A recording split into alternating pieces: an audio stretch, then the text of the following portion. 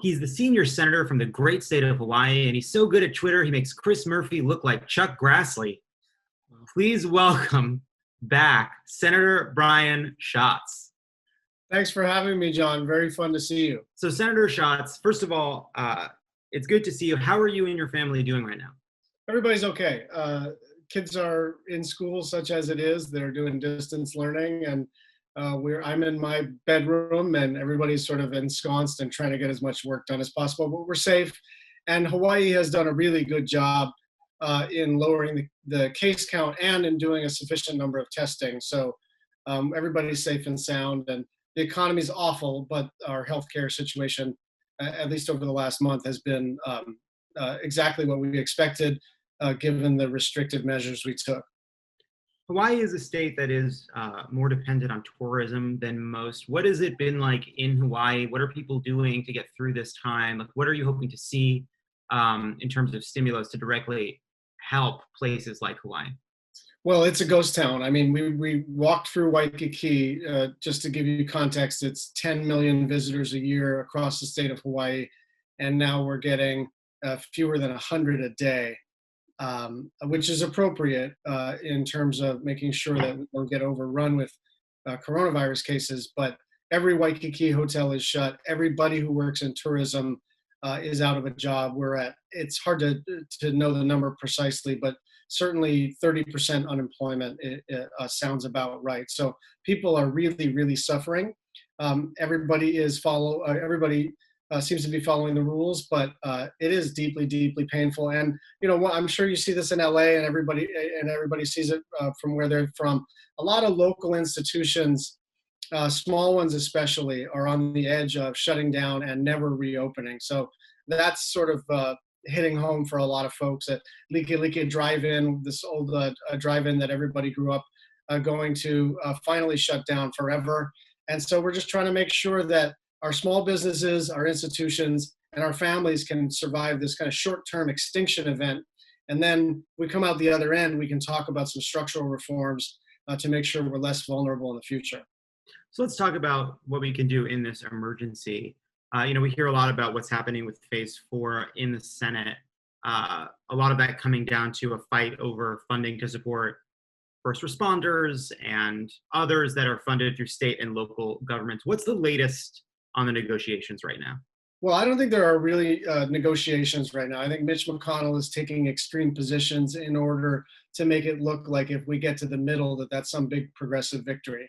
But there's a couple of things. First, defunding the post office. If the Republicans want to take defunding the post office to the electorate this year, they can be my guest. But the truth is that funding for the United States Postal Service is both essential under normal circumstances, but especially essential during a pandemic. And it is deeply unpopular to defund the post office. So we're not going to haggle over that. We're just going to fund the post office. That's not something we have to trade for. And likewise, as it relates to funding states and counties, Republican governors, Republican mayors, they are all going to their individual senators and members of the House and say, don't die on this hill for us. We need these resources. And as we imagine, even in a best case scenario where we can do a partial reopening or even an eventually more fulsome reopening, you're going to need your first responders, and you're certainly going to need to fund your school systems, because at least half the world can't go back to work if their kids are still doing distance learning from home. So the opening of the education system, the capacity of the healthcare system, the full funding for first responders is an essential aspect of recovery. And we're not going to let Republicans turn this into a left-right issue, especially when the National Governors Association unanimously, all of the governors in the country, asked for $500 billion, not because it reflects their view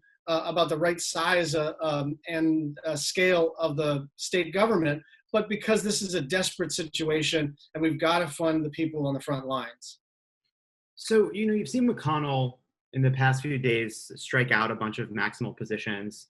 One was that he wasn't sure there was a need for any more stimulus, that we've already spent too much. The other was to your point about saying that he doesn't see the value of rescuing states, even though states are in the midst of mounting an unprecedented response to this virus, while at the same time having no revenue because every business is closed and people aren't paying taxes, people aren't paying for the services that they normally pay for, at least to a large extent.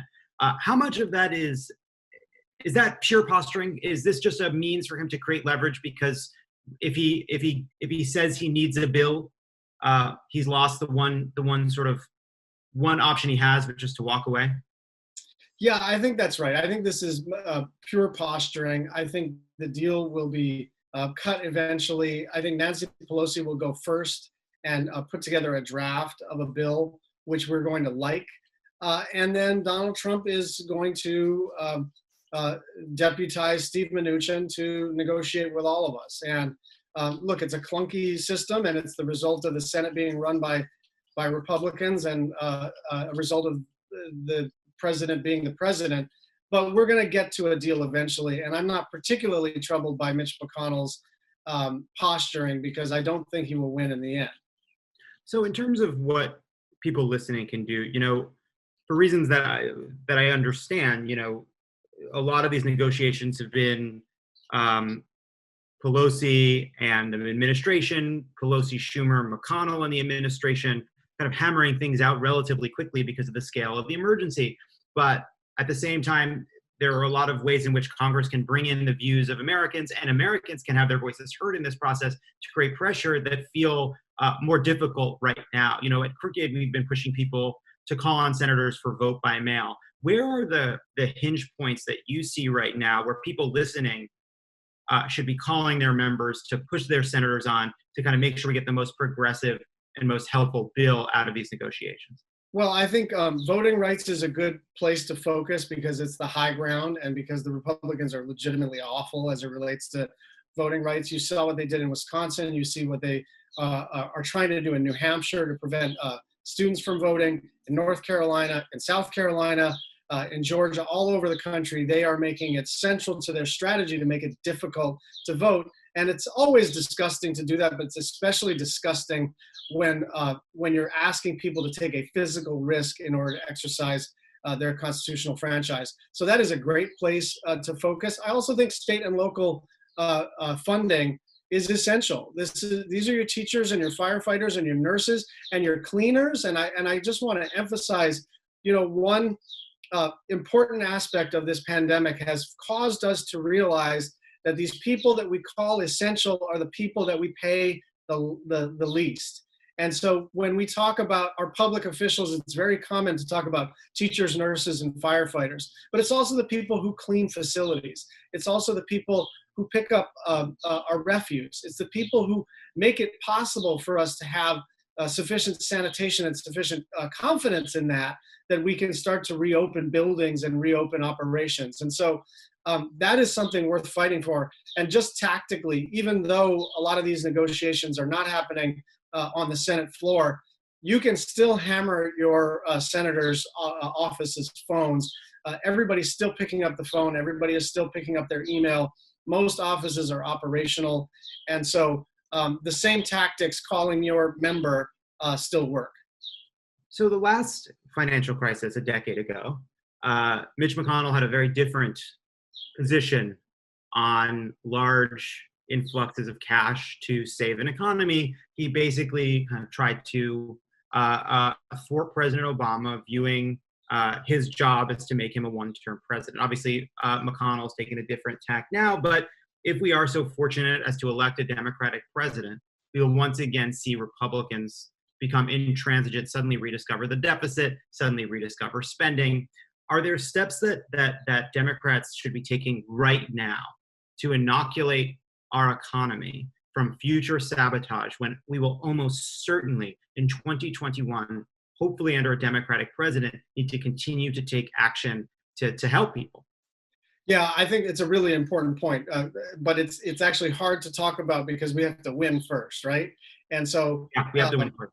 We have to win first, but we don't have the luxury of saying, hey, we've got to win first. I do think we should be pursuing things like automatic triggers for the availability of unemployment insurance, and even the PPP program. We ought to consider whether or not automatic triggers make sense, so that it's not up to the discretion of Mitch McConnell to decide whether to tank the economy depending on who's in charge of the executive branch. But you make a really important point, which is everybody needs to know that the op-eds are going to start flying in October, November, and December, and all of these anti-debt, anti-deficit groups are suddenly going to find religion again and say, woo, we got through that, but now we face a new crisis. And that crisis is the debt and the deficit, and responsible people, the only thing we can do is cut Social Security, Medicare, and Medicaid. We couldn't possibly reverse the tax cuts that we passed 3 years ago. We couldn't possibly find any new revenue or close the carried interest loophole. The only way, the only responsible way to deal with this, according to many Republicans and pundits in Washington, D.C., is going to be reduce entitlements for people for whom their average Social Security check is $1,400 a month. So now, one way we can avoid Mitch McConnell exerting this power is by winning the Senate. You talked about winning first. There have been a flurry of stories in the past few days suggesting that the Senate is more in reach now than we previously thought. What is the latest on Democratic efforts to win the Senate, and where are you most hopeful? Where do you think listeners should be directing their resources right now? Well, yeah, the field is wide. Look, we could do poorly this election cycle, or we could do well, and nobody really knows.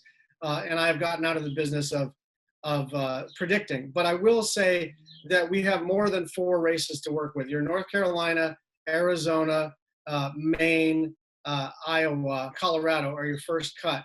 But we also have Kansas and Montana and South Carolina and Texas and Kentucky and the 2 seats in Georgia. Now, all of those are winnable races. The likelihood that we win, say, all 9 or 10 of those, pretty low. But the important aspect of this, and I just encourage everybody to do this, do not just contribute money and contribute your time to the person running against the person you hate the most.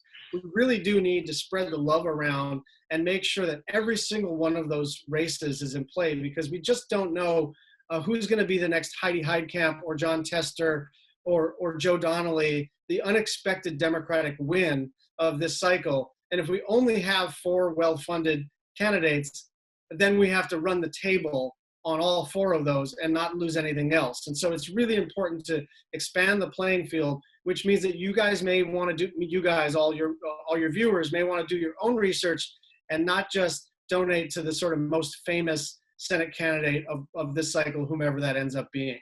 Yeah, and I do want to plug, if you go to votesaveamerica.com/getmitch, you can donate to our Get Mitch Fund that's supporting a bunch of different races at once, and we'll kind of spread your money around because it is now such a wide field. One last question, Senator. This is an incredibly dark time. There's a lot of people hurting. Every day we have the president playing an amateur epidemiologist / pharmacist / doctor on television. But there's a real chance here that Democrats could win, keep the House, win the White House, and potentially even take the Senate. Can you talk a little bit about how much our politics change if we all do our part and make that happen? That just how different our economic policies would look if right now there were Democrats doing the legislating. Everything would be different. Everything would be different from the top to the bottom, from the way you would deal with a pandemic in the first place to the way you would structure your economic response. All of it would be different. And it's not just this pandemic, although that's top of mind for every single person in the country. It's also what we do with climate. It's how we treat each other. It's the extent to which we can believe our government. And I just would like to offer one thing, because I know you've got plenty and plenty of viewers here. If you are currently a person who sort of consumes political content like you consume other content, so you have a predisposition towards Lovett and you like political content and you think it's entertaining and you root for the Democrats, you have to transition right now from a political consumer of news to a political actor. And that's what's going to be the difference in this election cycle. We all have to go from passive consumers, political hobbyists, to figuring out what material act you're going to take in the next 2 or 3 weeks to change the course of history, because democracy is not what we have, it's what we do. We all have to get involved. If we all get involved, we're going to be very successful this cycle. If everybody sort of treats political activism like replying to someone they disagree with on Twitter and listening to a few liberal podcasts, that ain't going to get it. We really all have to personally get involved. Everyone has to get personally involved. You have to do more than just listen to this show. If you haven't called, although that's an important start. It's important. Obviously, keep listening, keep downloading to podcasts. That's critical. But you have to do more. And if you haven't yet, now is the time. You've been listening to Pod Save America for now 3 years, and you've yet to pick up the phone. It's time to pick up the phone. Senator Brian Schatz, thank you so much. Are you at all concerned about what happens when Chris Murphy hears my dumb joke that I started this interview with? I am a bit concerned about that because, you know, we're like brothers. Oh, you're like brothers. Have you been Zooming? Have you Zoomed? No, we're like brothers who are competitive with each other. Not I see. With each other. Brothers, is it brothers with like a Kennedy-esque overbearing father who set you against each other your entire lives and left you nothing but a husk of ambition in an effort to destroy the other? Yeah, I'm not sure how to respond to that, John, but that sounds pretty good. Would Chuck Schumer be our Kennedy-esque overbearing father? Okay, great. All right. Senator Brian Schatz, thank you. Stay safe, stay healthy, and thanks for joining us. Take care. Thank you.